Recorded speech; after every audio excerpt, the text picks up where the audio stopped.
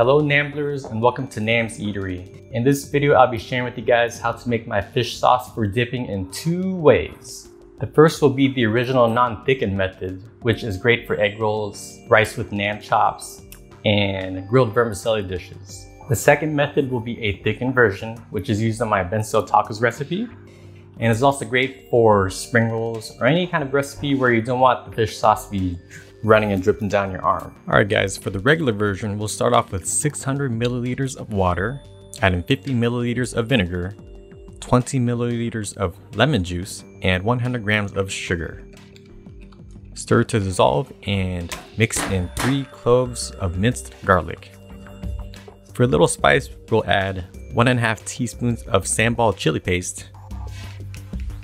Stir in 100 milliliters of fish sauce, and there you have it. Regular fish sauce ready to go.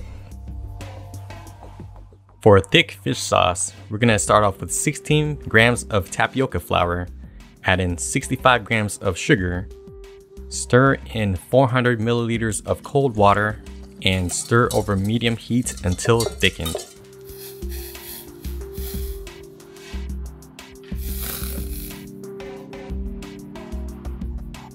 Carefully transfer to a heat-proof container and stir in 25 milliliters of vinegar and 70 milliliters of fish sauce, along with 5 milliliters of sambal chili paste and 5 milliliters of sriracha.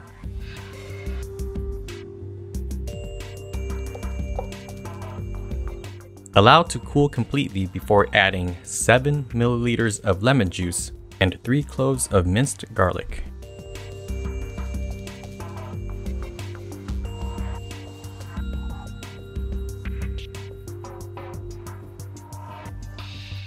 An empty sriracha bottle with the center hole punched out makes for a great squeeze bottle.